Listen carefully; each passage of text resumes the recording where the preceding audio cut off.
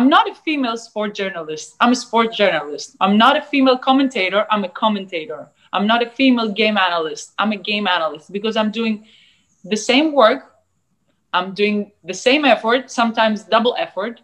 And I have the same credentials like my male colleagues. So I don't know why we're still putting titles on female sports, men's sports, female jobs, men's job. We don't have to separate those things.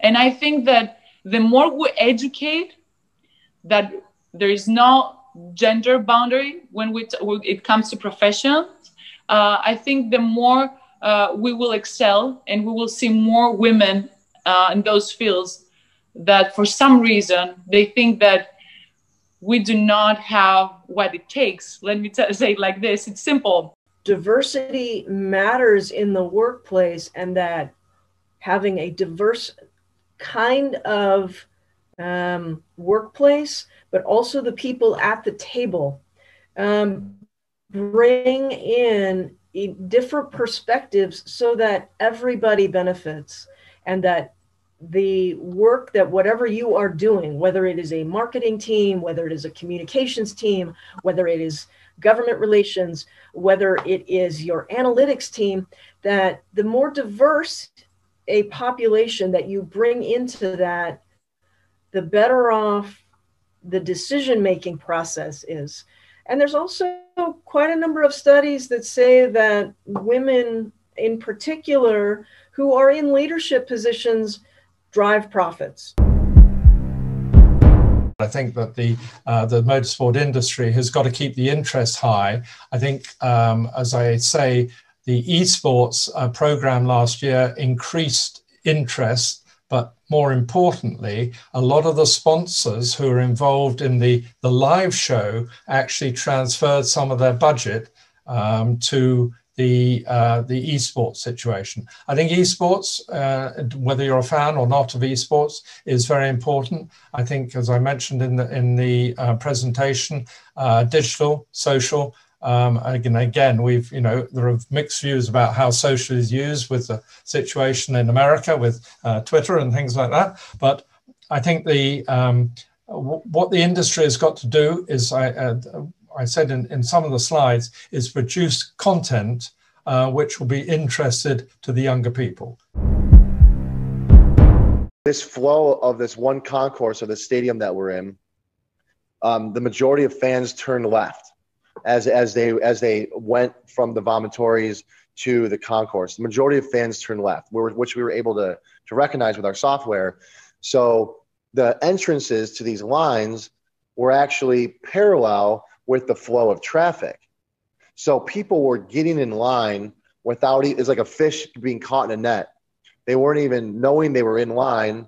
And then they were like, oh, I'm in line. I'm going to fall out of line. So our software was sending alerts to say something's wrong here. There's a lot of attrition, people falling out of line.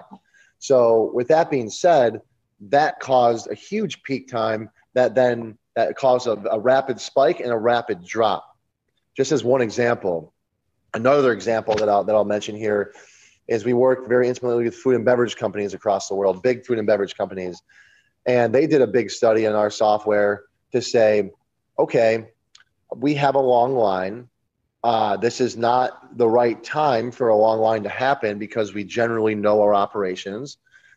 So they use our software, our dashboard to understand, okay, they're able to see on the dashboard, okay, nothing is visually wrong. So they went to the back of kitchen and realized that they were adding, this is the craziest thing, as small as this, they were adding lettuce and tomatoes on each hamburger, which that's supposed to be a special order, which was adding 13 seconds per order and per person in line who was ordering this. And that extra 13 seconds per person was causing this big backup, which ultimately caused a peak time to be identified.